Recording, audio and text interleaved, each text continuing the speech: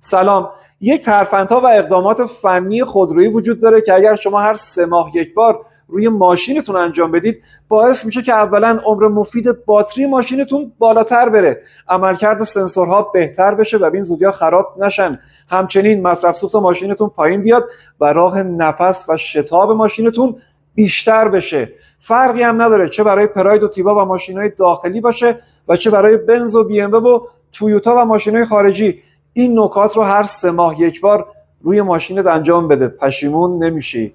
خیلی مخلصیم.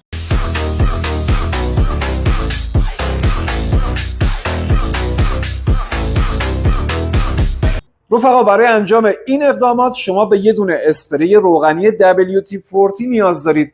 یه دونه اسپری روغنی WD-40 تهیه کن و بیا بریم روی ماشین. اولین کاری که باید بکنید یه دونه آچار 10 بردارید، سر باتری ها رو شل کنید یا باز کنید. سر باتری ها رو در بیارید.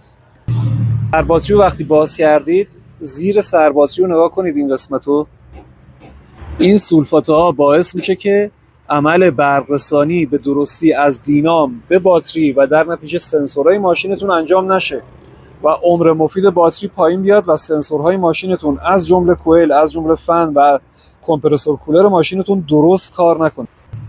یا با در شارژی از اینا یا با بروسیمی با سیم ظرفشور اقدام به تمیز کردن سر باتری ماشینتون بکنید. از سیم ظرفشور استفاده میکنیم که شما هم بهتر متوجه بشید. نگاه کنید سیم ظرفشور چقدر تمیزش میکنه. پس هیچ بهانه‌ای دیگه ندارید که سر باتری ماشینتون رو تمیز نکنید. وقتی سر باتری و قطب مثبت و منفی باتری رو تمیز کردید، WD-40 میزنید روی قطب‌های منفی و مثبت باتری ماشینتون به علاوه روی خود سر باتری ها.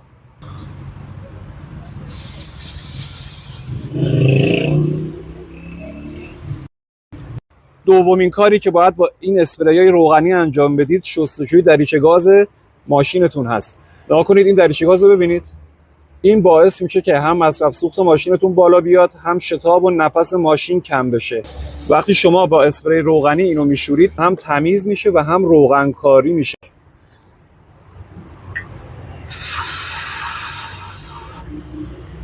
این کار باعث میشه هم نفس ماشینتون بهتر باز بشه و هم آلودگی که داخل دریچه گاز ماشینتون هست بیاد بیرون.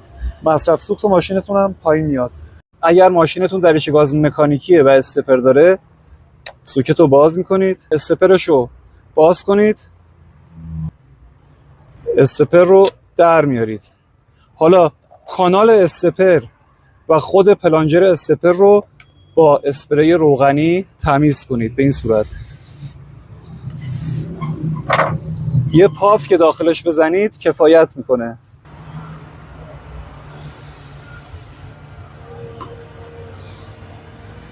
استپر هم به این صورت باید تمیز کنید.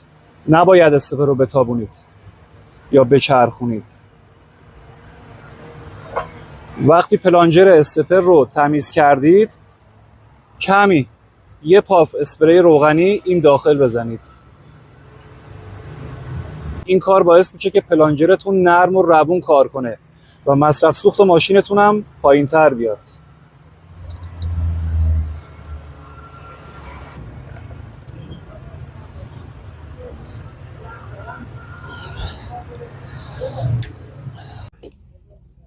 کمی اسپری روغنی اگر داخل مغزی سوئیچ ماشینتون بزنید باعث میشه که سوئیچتون نرمتر باشه و قطعات داخلی سوئیچ نرم و روون کار کنند. فقط اینو زیاد نزن که شره کنه بیاد پایین.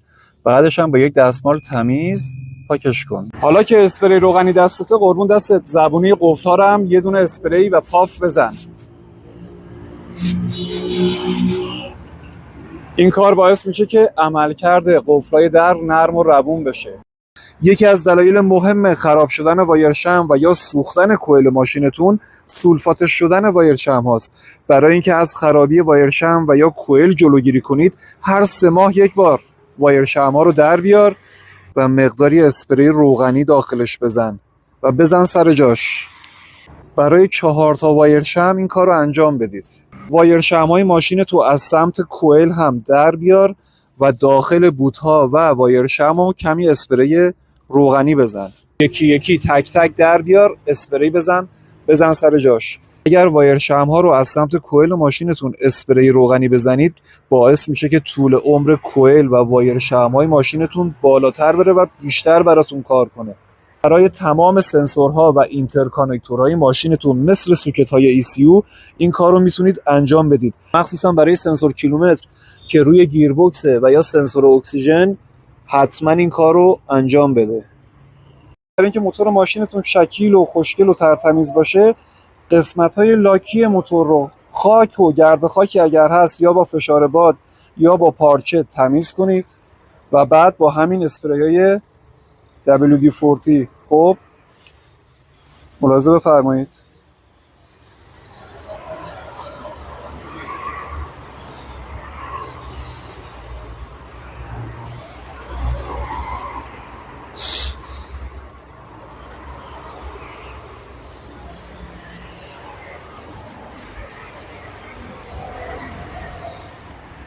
با این کارهایی که انجام دادید هم باعث شدید که عمر مفید باتری ماشینتون بالاتر بره، همین که عمل برق‌رسانی و جریاندهی باتری و دینام به درستی انجام بشه، هم سنسورهای ماشینتون سولفاته نشن و به زودی خراب نشن، همین که موتور ماشینتون مشتی و خوشگل و ترتمیز. حالشو ببر. دوستانی که افتخار دادن و به تعمیرگاه کوچک ما تشریف آوردن میتونن شهادت بدن که ما توی این تعمیرگاه فقط از اقلام و سنسورهای اصلی استفاده میکنیم. یعنی اگر یک عزیزی بره یه دونه سنسور فیک و تقلبی بخره بیاره اینجا بگه آقا اینو برام روی ماشین نصب کن، میگم شرمنده، بده یه نفر دیگه این کارو انجام بده برات. چون که اعتقاد دارم که مشتری که داره پولشو میده و این وظیفه تعمیرکار و مکانیک هست که از سنسورها و اقلام اصلی استفاده کنه و اعتبار خودش رو خراب نکنه. حالا توی سایت فروشگاهی carsafe.ir که خودمون تأسیس کردیم و متعلق به خود ماست، اقلام و سنسورهای اصلی و بعضی از کالاهای خودرویی رو که از کیفیت اونا مطمئن هستیم تقدیم شما میکنیم. به این سایت carsafe.ir هم سر بزنید. میتونید بعضی از سنسورها، اقلام ضد سرقت خودرو و بعضی از کالاهای مصرفی خودرو مثل انواع هدلایت رو اونجا پیدا کنید. دوستان بهتون پیشنهاد میکنم این ویدیو رو ببینید.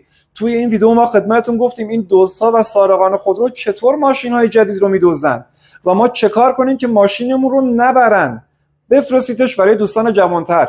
انشالله هر جای دنیا هستید شاد و پیروز باشید. خدا کنه از آسمون بارون بباره، تو راه نمونید. دمتون گرم.